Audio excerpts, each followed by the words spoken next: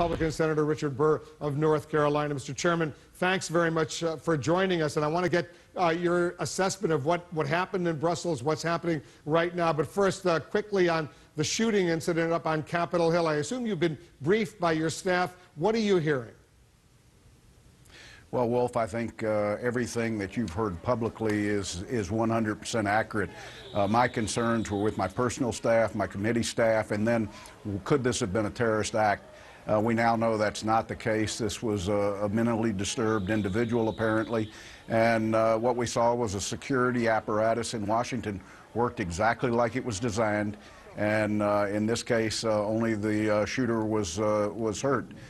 So I think it's a good day for the United States Capitol Police. Well, one woman was slightly injured, we're told, by some shrapnel. She just happened to have been in the area where the police, Capitol Hill Police, opened their fire on this individual. He's been in the hospital. He's not been killed in that incident. But it does show, and I think you're absolutely right, Capitol Hill Police did what they were supposed to do. The system worked, right?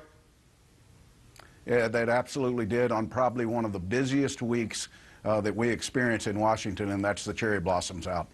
Let me also get your sense, the news, the breaking news we're following right now. The Justice Department has confirmed that the FBI has accessed the data on the San Bernardino shooter's phone. As you know, they weren't able to do so. They have got that, they were able to do so. They've withdrawn the prosecution, if you will, going forward as a result of that. They no longer need Apple's help. What have you been told about this? Well, let me just say this, that the forensics of that phone is absolutely crucial to the completion of the San Bernardino investigation. And the FBI needed that phone to really conclude their thoughts and where their concerns are. I hope that what they've been able to access provides them enough to draw the conclusions they need to. But this is just one example of what I fear we will face in the future many, many times, not only in terrorism, but in regular criminal prosecution, where we've got to get into electronic devices. Prosecutors with court orders need access to that, or we won't be able to make the cases in court. So terrorism's a small part of it, Wolf, but criminal investigations and criminal prosecutions are going to make up probably over 90% of the cases in the future. Have you already been briefed on what data was retrieved from that phone, how significant it may or may not be?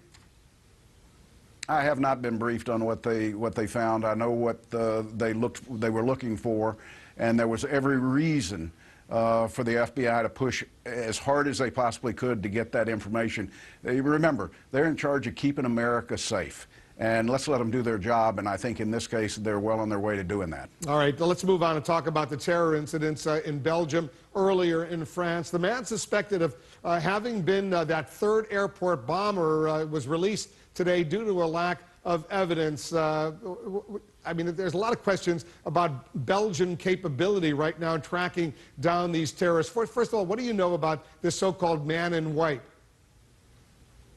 Well, let me just say this, that I think it's still early in this investigation to start making conclusions from it. Every good investigator is not going to necessarily put the correct information out publicly, and we'll wait to see how this unfolds. But there clearly was an operational cell in Belgium, in Brussels. They may know the full extent of those that were involved in it today, but maybe haven't necessarily accessed all the individuals. Looks like it's separate from the two arrests that were made in Paris in the last 48 hours, where they weren't part of this cell. And you and I have talked many times, Wolf, about my concerns about the European continent, whether that's France, whether it's Germany, whether it's Belgium, whether it's the UK, just simply because there seem to be so many people pre-positioned in Europe with operational plans.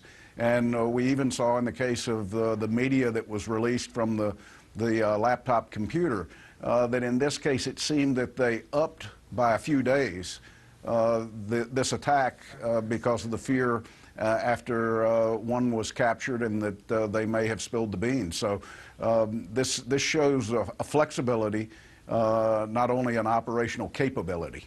Because what was very worrisome to me, and I assume you've been briefed on this, Mr. Chairman, is Salah Abdeslam, the individual you're referring to, who was arrested a few days before the Brussels airport and subway attack. When he was questioned by local authorities, he wasn't even asked the simple question, what is in the works right now? Are you plotting more terror? They reviewed what happened in Paris, but they didn't even get to that. That shows a certain level of incompetence, doesn't it?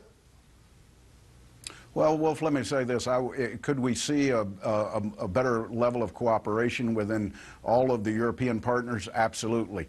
Would it enhance this investigation for the U.S. to be able to be a part of it? Yes, it would, because our databases are unbelievable. But also, our ability to interrogate based upon names and places where people might be might enable us to get more information out of some of the potential terrorists. But at the end of the day, this is one that's going to be led by the Belgians, and I think you and I have talked before. Major concern. They've been on a 24/7 footing for security for months, and they really don't have a force that's sized right to be able to maintain that indefinitely, but that's the case throughout Europe, and to some degree, it would be the case here if we had to surveil as many potential terrorists as they have in Europe. Yeah, there's a lot there, and presumably more are on the way. Mr. Chairman, stand by. We have more information coming in. We'll resume this right after a very quick break.